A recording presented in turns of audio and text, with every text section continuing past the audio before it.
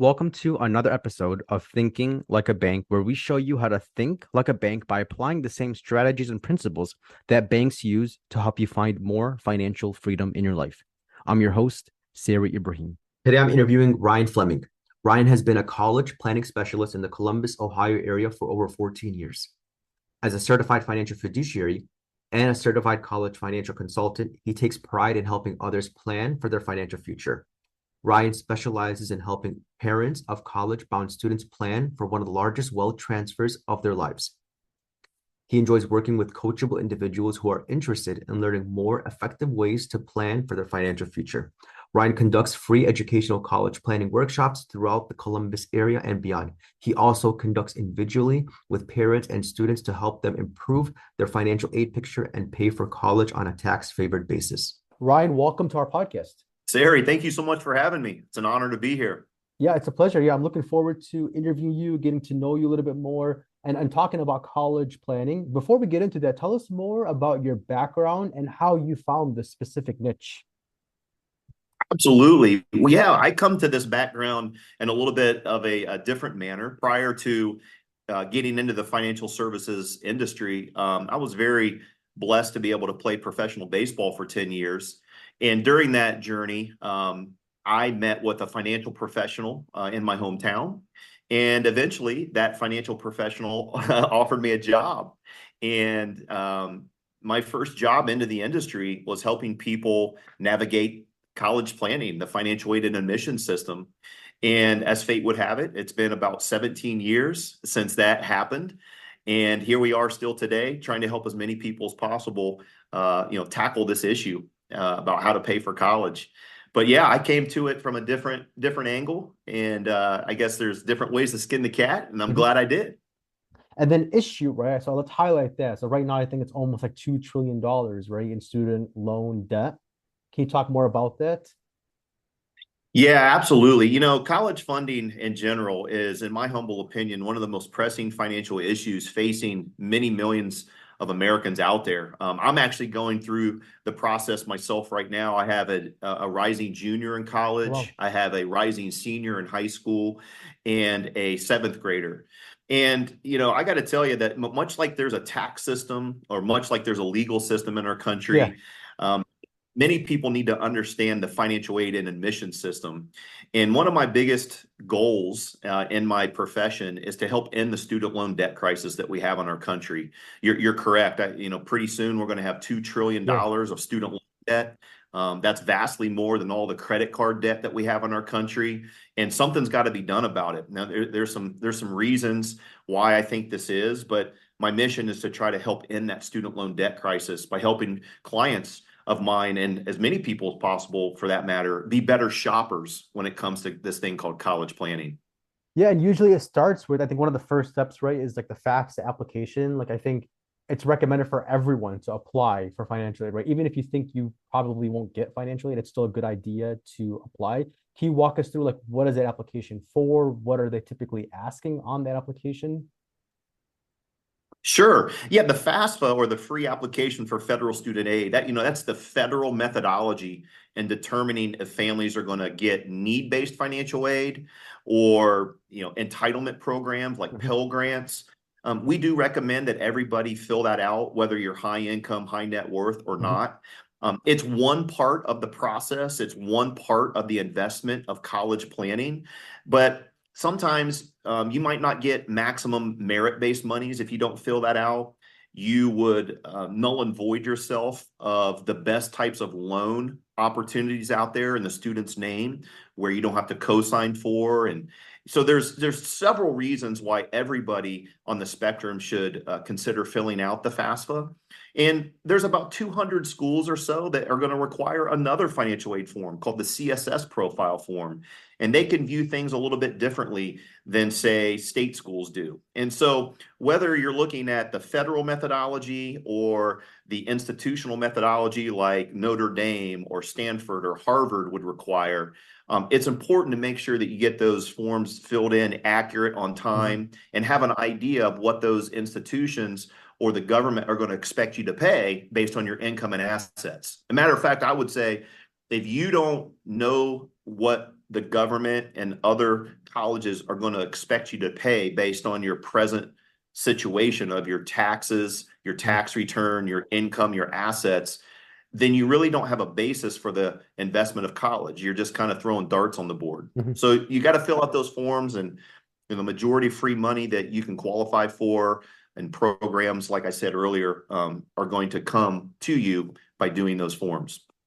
And then on the application, there's typically, I guess, two major parts of the financial qualifying someone financially. There's the income and then there is the assets, right? Do you mind breaking down what kind of income is included and what type of assets are included? Yeah, they're going to ask for several different things. And again, depending on the form you fill out, it's going to be different. But yeah, they're going to look at your adjusted gross income, what you're making on your W-2 form. They're going to look at certain types of assets, mainly taxable assets, non-retirement assets. But here and again, depending on the school's forms and where you're going to apply, some schools could look at home equity. Some schools don't look at home equity. So it really does just depend on what school you're going to and what form they're going to require. For the most part, on the federal methodology, home equity doesn't count. Your retirement accounts doesn't count. There's been some massive switching of rules this year on the federal FAFSA form. For the first time in decades, there's been a lot of changes through the FAFSA Simplification Act that's gone on. It's been a wild year relative to this topic, and I think it just bodes and bears repeating that there's many people that they don't have any idea about the forms, let alone what's the right school for the right value, what's an appropriate amount to borrow, and how this is going to affect their retirement. So I always try to tell people that college planning is a retirement issue. They're not mutually exclusive. I don't think you can plan for one and not the other. So that's why we want to take a very comprehensive, holistic approach in working with our college planning people to make sure they understand all the facets, not just the FAFSA, but all the other facets that they could be doing to minimize their out-of-pocket expense. Right, and you mentioned something really, really cool is that college planning is retirement planning. It's essentially the same thing because whatever you spend or save for college, you're going to take out of retirement income or add to retirement income. So it definitely makes sense how they go hand in hand. And then That's right. about the assets. So you mentioned usually non-retire, so usually non-retirement assets are included in the asset account, like a brokerage account or a money market account or a checking account. Yeah, usually like checking, savings, brokerage accounts, 529 plans are on the form as like a parental asset. There's other assets out there. And again, we're talking specifically like the FAFSA, the federal methodology. The institutional methodology can hold things a little bit differently against you. If you're a small business owner or farmer, if you're divorced or separated, these all play into what the government or other schools might expect you to pay. And so like that's why I made the comment, much like there's a tax system or much like there's a legal system, you got to understand how to navigate the financial aid and admission system. Got it. And then I would assume on both sides, on the FAFSA side and the individual institution side for the qualification, I would bet that cash value life insurance is probably an exempt asset on both sides of it. For sure on the federal, and then it's going to be on a case-by-case basis for the institutional methodologies, right? Because they're the ones that have the endowment funds, so they can get as snooty as they want on some of your stuff. Now, whether or not they're going to come out and market, they're going to, count how much cash value life insurance you have or, what you have into a non-qualified annuity, that's more of a case-by-case basis. But absolutely on the federal methodology, the FAFSA, the cash values inside life insurance policies typically are not counted as a parental asset. Okay, that makes sense. So that there could be situations, right, where parents are actually moving money over from brokerage accounts and money market mutual funds or wherever to the exempt side to enhance the They could, they could. And I think sometimes that gets over sensationalized as a way to help people. If it makes sense for somebody to do that and reposition assets because it's going to help them get need-based financial aid, then absolutely, we would want to look at that and run the numbers. But, using life insurance to help pay for college, I think more times than not is much more than just sheltering money from Yes. the financial aid.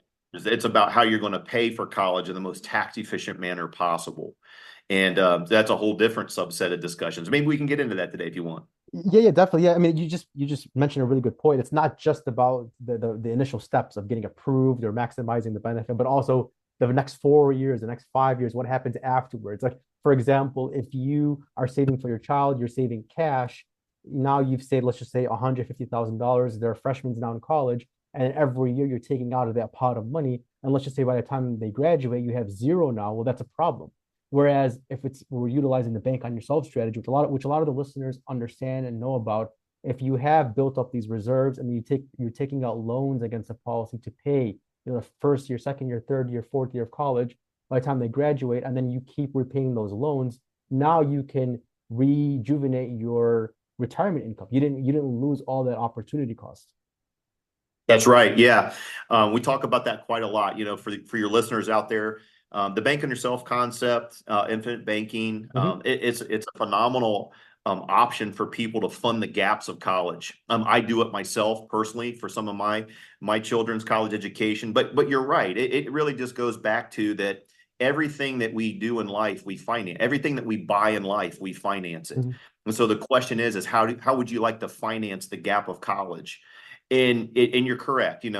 If you just pay cash, that's not free, right? As we know, I mean, you don't pay any interest, but you lose the opportunity on that money to grow from you. You reset the most powerful thing of financial planning when you pay cash.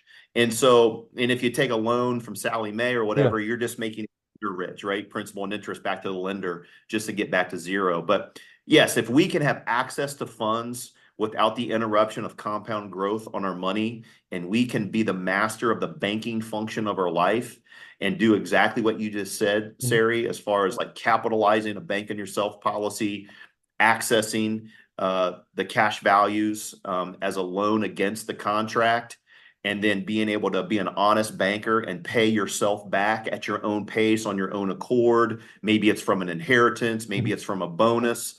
But if we can master that function of our life, then absolutely, that's a phenomenal way to pay for college, not only tax-free and stock market Yeah. free, but also how to bolster retirement and have more dollars you otherwise would because of being able to recoup some of that cost, some of that interest in cash value back to yourself to reuse again in your retirement. Yeah, definitely. Because that's something that your 529 plan, your brokerage account, your other assets can't do, right? Even if you made the argument that you could somehow beat the market or outpace the S&P 500, you'd still have the other issue of spending that money now. You're taking that money out, you're depleting those accounts, and then that money is lost forever. Whereas with bank on yourself, That you could recoup that's that. right. Yeah. Yeah, that is true. A 529 plan, which is one of the most popular ways to pay for the gap of college, has some good benefits. Yeah. I mean, it has some great benefits to it. But one of the things that is true is that, when you have to reach into that tank and drain that tank to pay for college, you kill one of the most compelling features of money, which is tax-free growth. Yeah. And you have to really weigh that. I mean, tax-free growth is pretty rare. And so I don't want to kill that in my Yeah. personal outlay. Um, so people that have 529 plans, I don't think inherently did anything horribly Yeah. wrong. Yeah, for It's sure. just you need to be aware of, hey, there's other ways to maybe pay for college tax-free without draining your tank and killing the magic of tax-free growth. And so, Mhm. maybe that's where a conversation about banking yourself is appropriate and it comes Mhm. into play. Right. And that's something I could never square away in my mind is like, why would I ever want to kill an account and drain an account that was growing on a tax-free basis? Yeah, absolutely. Yeah, definitely. Yeah, yeah, I agree. There are still benefits to a 529 plan.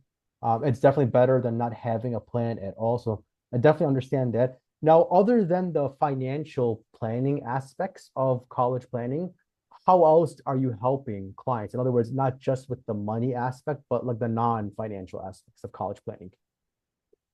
Sure. Yeah, I've worked really, really hard to engineer a great team here, not only on helping people ascertain the investment of college and think through that and pay for it in the most efficient way, But we also have an awesome team that helps our students throughout their high school careers think through their interests and God-given talents relative to the world of work and majors.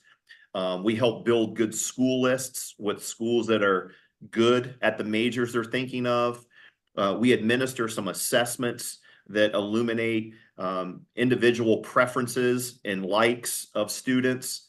We have incredible ACT prepping and these types of tests that students have to take. When we actually have the author, best-selling author of the ACT and SAT books that you can go buy on Amazon through the publisher Barron's, who actually preps some of our students. So they're getting some world-class ACT prepping. You know, 1 point on the ACT sometimes can be the difference of Yeah. thousands of more merit-based dollars, right? Yeah. Yeah. Um, yeah, so we do those kind of things. We have essay developments.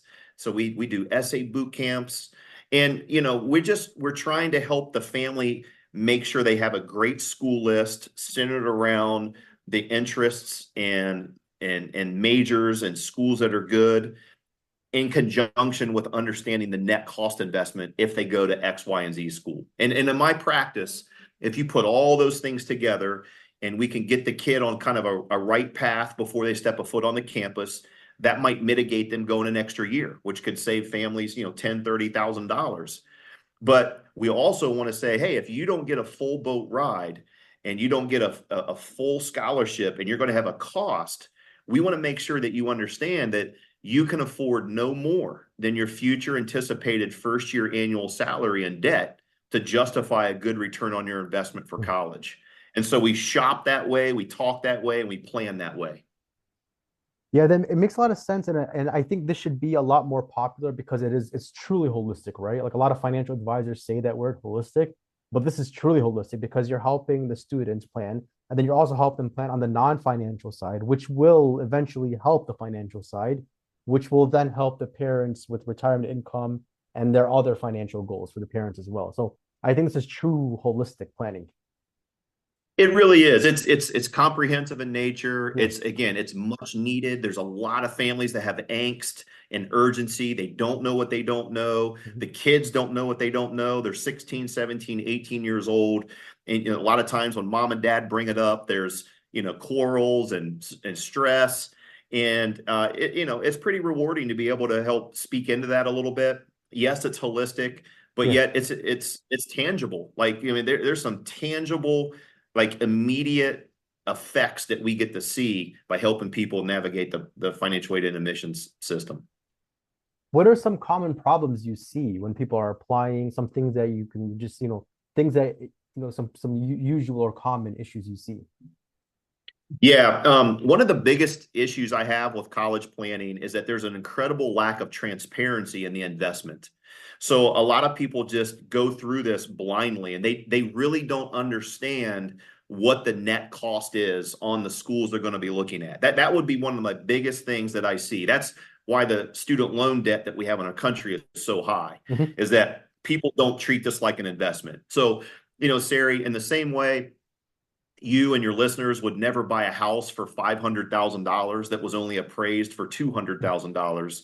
The reality is that many millions of families buy college that way, and that's a problem because they don't understand the metrics. They don't look at college like an investment. Nobody has illuminated to them, hey, if you go to this school, we can anticipate getting this much free money, but then this is your gap, and that gap is quite a lot more than your son or daughter's first year anticipated salary. So that's a cautionary investment. Maybe we need to shop a little bit more and find some other schools. That would be the number one thing. The lack of transparency causes people to make bad investments. Subsidiarily to that, I would say a lot of people, because of that, they just rely on loans to fill the gap. They bury their head in the sand, and they may get into loans and they don't understand the terms and conditions. It can be quite expensive, and then they're stuck in that cycle.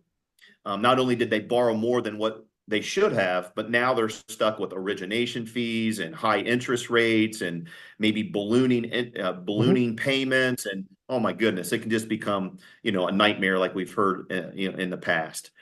Yeah, so those are some big high level ones right there. And then another one I would throw in there is that a lot of times students will just choose the wrong career path and it costs them time.